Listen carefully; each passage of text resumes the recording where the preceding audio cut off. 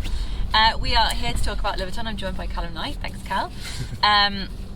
So really interestingly, Virgil, in typical Louis Vuitton style, had commandeered this entire space called Place Dauphine on Pont Neuf.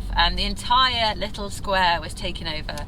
We're all sat in very diplomatic seating, in amazing tables and chairs in the round, and then there's Louis Vuitton merch everywhere. Louis Vuitton napkins, coffee, tea, champagne being served. There's a crepe stand. I've got Louis Vuitton bubbles here. We've got a little novelty bench.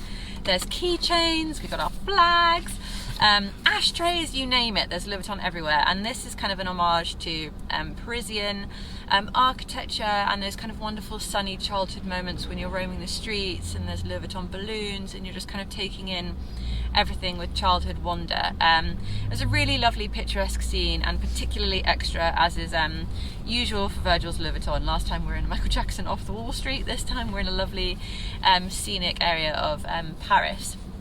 And so our invitations, we don't have them here because they were gargantuan, were kites, and a kind of piecing together of kites, and this is a symbol for this boyhood, childlike wonder that Virgil was trying to encapsulate in this collection.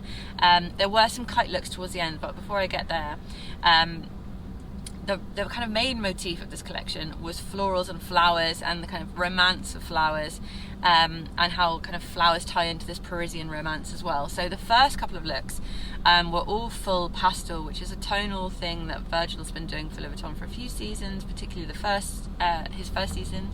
And I thought those were really strong. The footwear, however, underneath those that kind of punctuate these looks, the trainers that have the Louis Vuitton symbols on them, I feel like they're lacking a little bit, and no doubt they'll sell exceptionally well, but they're missing that slight luxury twang for me. However, the boots, which I believe are a remake of a Louis Vuitton classic, in pinks and blues, pastel tones with the Louis Vuitton motif all over them, were really successful. Slightly later on, we have these looks that are kind of tied and tousled and pleated, kind of long line macs and duster coats in these really soft washes of grey. That soft wash of grey, I think, is really lovely and kind of screams for beautiful textures and tactile fabrications. The tying and the looping, I think you have to be a little bit wary, as Brits, we're so synonymous with seeing that with Craig Green. But that's neither here nor there, don't worry about that. The soft greys were brilliant, and I think the kind of pleating and flowing of that texture was great. I will say, however, that I'm slightly missing a luxury finesse, generally speaking, with Virgil's Louis Vuitton. While this whole collection was absolutely, definitely a step in the right direction, and there was lots of things that were really fantastic, I feel like there just needs to be that little bit of a polish, particularly when you're creating silhouettes and shapes like that are workwear inspired, or a slightly wide leg trouser, or a kind of a duster coat, or a bomber, which could be deemed as casual wear. You really have to, particularly at House of Louis Vuitton, have that kind of luxury finish.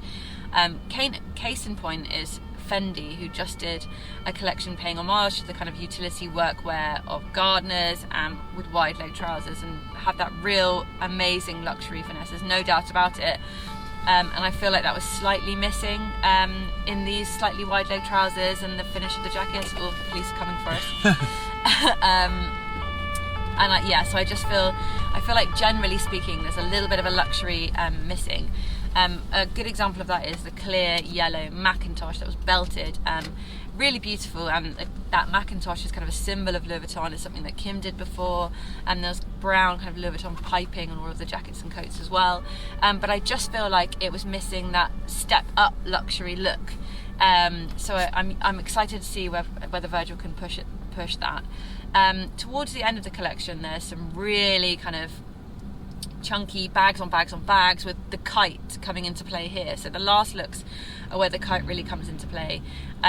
These to me looked a bit like a cold wool 2 or 3 seasons ago. I think they were made in an organza type fabric, and they were kind of all white looks, and the last one was in the Louis Vuitton print with an all white look. But I feel like that bags on bags, accessories on accessories, while that does work for an accessories travel house, I just feel like we could have done without that. I think the floral motif, which was coming through on the holdalls that Louis Vuitton does so well, Virgil's Louis Vuitton does so well, and the kind of framing of the hats and in Louis Vuitton baskets, was brilliant, and I would have been happy just with the flower motif, and actually the graphic prints of the flowers in kind of long fluid shapes. The floral embossing on a checkerboard jacket, which was brilliant, is great. I think the floral motif was almost stronger than the kite motif. So lots and lots to unpick. I really loved that childhood essence and the boy-like wonder. That was really lovely, but I think I could have done with a little bit of a finer edit. But generally a step in the right direction. No, I thought it was a really huge leap, and I was really excited by it. I think he definitely, walking in there whilst there was a lot of stuff, it actually felt very relaxed, and there was an ease to it, which there wasn't last season. It felt very contrived, which we didn't have this season, which I'm very happy for.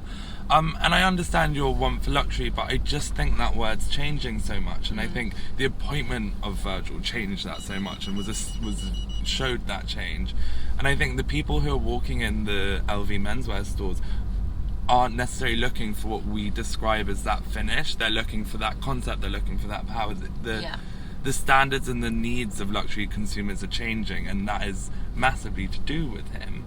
I mean, I was saying earlier, the island that we're on is where Notre Dame is, and there's actually a funny kind of correlation between these heritage houses and what's happened there, is that what's happened to Notre Dame means that it has to be rebuilt with a modern eye, and something has to happen, and the modern public are going to have a say on it now. And that's what happens when you have a reappointment, is that a heritage house gets updated and re-updated for a modern time. And I think there's really funny correlations between that, and I think it's super exciting to see what Virgil's doing. Absolutely. I mean, that's why you bring in a guy like Virgil, is to modernise and appeal to a different market. My only worry is that you slightly alienate the previous Louis Vuitton customer. I don't think they're going. I think the people who are going there now know what they're going in for, and I think the previous LV customer, or a certain type of LV customer, has gone elsewhere, and I think Virgil's fine with that, and I think he's not trying to garner that attention or that publicity or that customer. Fair enough. And it's a super exciting time, and I think you can see his growth a lot more at LV and his personal touch more than you can at Off-White, which I think is interesting for a brand who has a designer who has his own brand and a luxury house. Yeah, definitely. And this feels like you can see Virgil in the clothes, you can see his personality in the clothes, and I love that comment on kind of childhood wonder. You were saying before we turned on the camera that this kind of feels like the whole reference to boy is that it's you kind of watching him grow within a house, and it's his childhood wonder. It is interesting though that you mentioned Off-White, because he says that Off-White is for the child version of him, and Louis Vuitton is for the him now for the Virgil now. So I think that's interesting, that kind of duality and having that opportunity to show clothes to us, or an idea to us twice, or different ideas within the same schedule, is actually quite nice, because you can explore two very different relevant subjects at the same time. Instead of having this one moment, you can explore different ideas. It's lovely. Yeah, absolutely. Yeah, so successful, I would say, but looking forward to next season. I want to see that luxury elevation, regardless of the young market. Thank you guys very much for watching. Thank you very much, Cal. See you guys very soon. Make sure you subscribe and visit Show Studio to have a look at all the amazing looks we described.